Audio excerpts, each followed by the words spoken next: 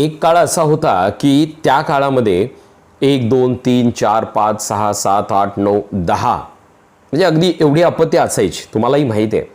मात्र काळ जसा बदलत गेला तसं थोडं प्रबोधन झालं, काही गोष्टींची जाणीव झाली आणि त्यातून मग कुटुंब नियोजन आलं आणि त्या कुटुंब नियोजनातून मग हम दो हमारे दो किंवा हम दो हमारा एक ही संकल्पना दृढ झाली.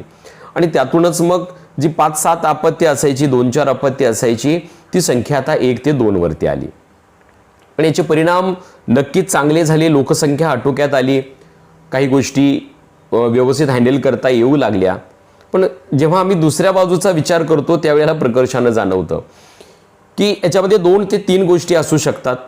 पहिली गोष्ट म्हणजे माझा एकुलता एक मुलगा आहे म्हणून बापानं त्याला जे मागेल ते देणं, पहिली गोष्ट.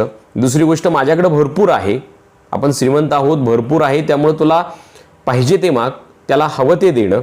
आणि तिसरी गोष्ट मात्र अशी असू शकते की हतबलता आहे, म्हणजे नाईलाज आहे, मुलगा आता ऐकण्याच्या पलीकडे आहे, त्याला द्यावंच लागतं, ही तिसरी गोष्ट आहे. त्यामुळे या 3 गोष्टीतून, या 3 प्रसंगातून सध्याच्या काळामध्ये पालकाला जावं लागतं. आता प्रत्येक पालकाची परिस्थिती, प्रसंग ही नक्कीच वेगळी असणार आहे. पण याचे परिणाम नेमके काय होत आहेत, किती मुलं जाणीवपूर्वक या प्रत्येक गोष्टीला रिस्पॉन्स देत आहेत, आपल्या पालकांच्या परिस्थितीचं भान ठेवून पुढं ते वागतायत, या गोष्टींचा विचार हा पालकांनी करणं खूप गरजेचं आहे असं मला वाटतं. आणि म्हणूनच एक नवीन प्रसंग घेऊन तुमच्यासमोर. नमस्कार, मी निवेदक आणि व्याख्याता गोपाल पाटसुपे.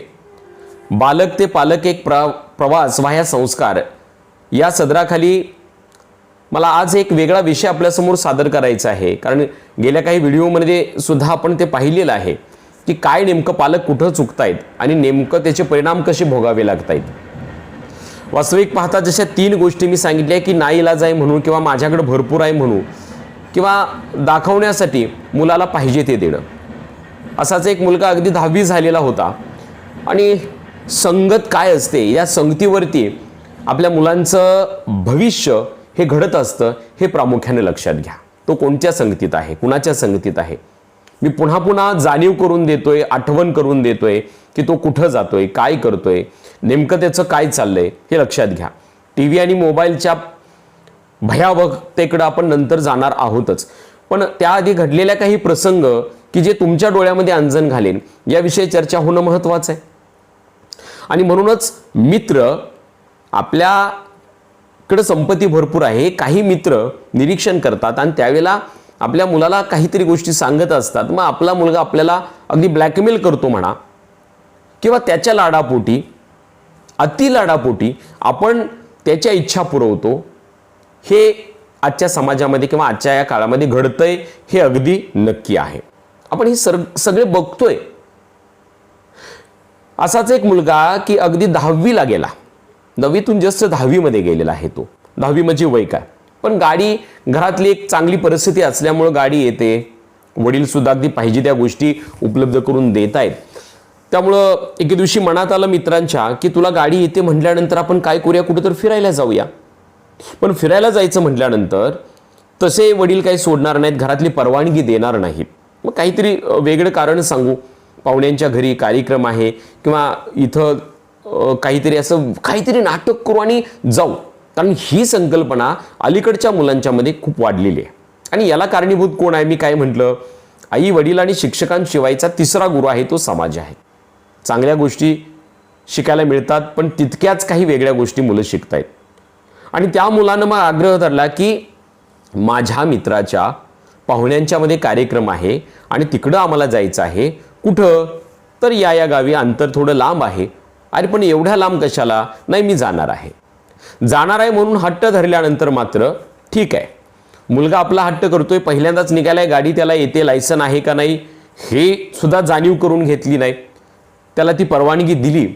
आणि मग त्या मित्रांच्या मध्ये इतकी आनंदाची उकळी फुटली की आता आपण गाडीवरून जातोय.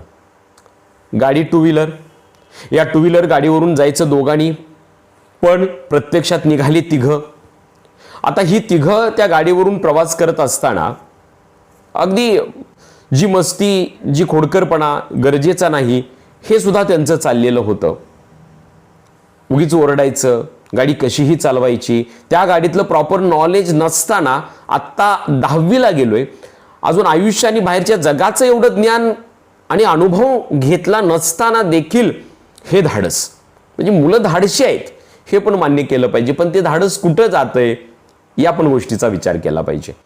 आणि मग या 3 मित्रांचा प्रवास जेव्हा त्या टू व्हीलरवरून सुरू झाला, एका जंगलाच्या दिशेनं गड किल्ल्यांकडे जायचं आहे, कार्यक्रम पाहुण्यांचा नव्हताच, खोटं कारण सांगून ज्या वेळेला एका जंगलाच्या दिशेनं ही मुलं निघाली, धबधब्यामध्ये पोहायला जायचं होतं त्यांना खरं तर.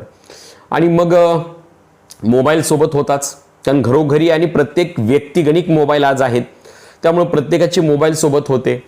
त्यामुळं अर्थातच चैन आणि एन्जॉय करायला ती निघाली होती. त्या ठिकाणी ते अडचणींचा प्रवास पार करत करत पोहोचले सुद्धा.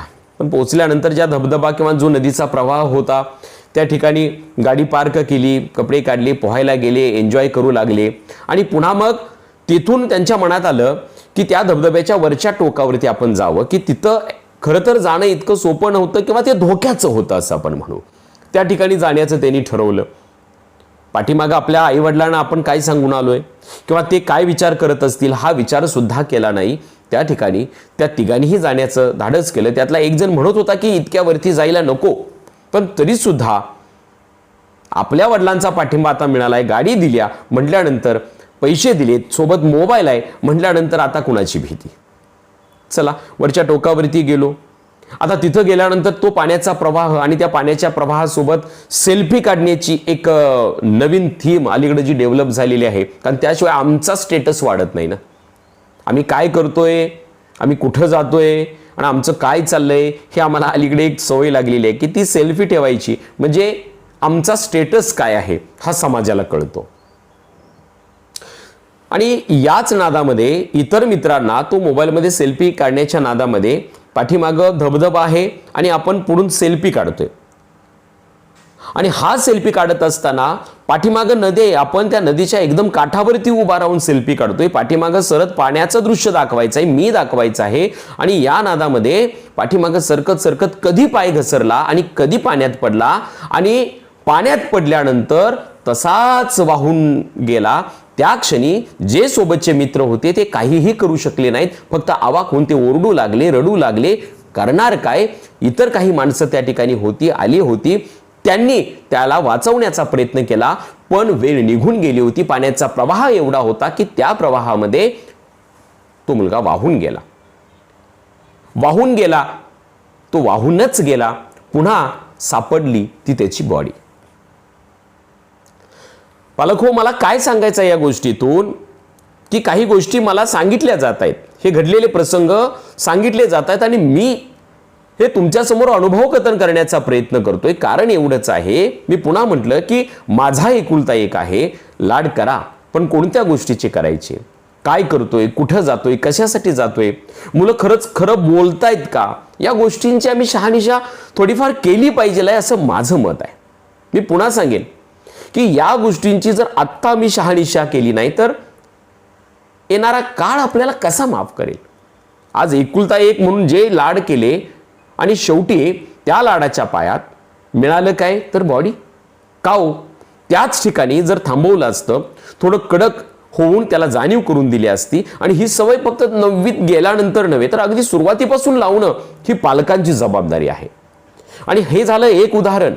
अशी अनेक मुलं मी सुद्धा पाहतोय की 8वी 9वी 10वीची मुलं आहेत की अगदी टू व्हीलरवरनं तिघं ओरडत दंगा मस्ती करत, मग त्यावेळेला त्यांना ते भान नसतं आणि कुणी काही बोलायची सुद्धा सोय नसते. कारण पालकाचं मत असतं माझा मुलगा आहे, माझ्याकडे भरपूर देण्याजोगा आहे, तुम्हाला काय करायचं.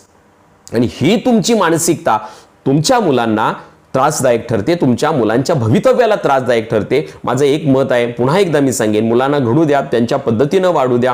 हे करत असताना त्याला प्रॉपर मार्गदर्शन मिळणं गरजेचं आहे. थोडं कडक व्हा, थोडं मलूल व्हा आणि या गोष्टीतून तो समाजामध्ये नेमका कसा घडतोय मी पुन्हा आठवण करून देतोय.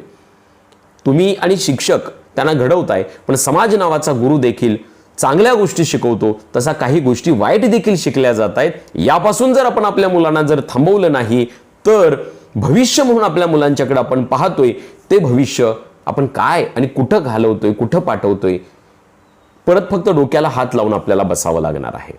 त्यामुळे अशा घटना अनेक घडत आहेत. हे एक उदाहरण झालं.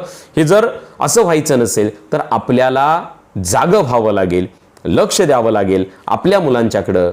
एवढंच या निमित्तानं सांगेन. या व्हिडिओमध्ये एवढाच.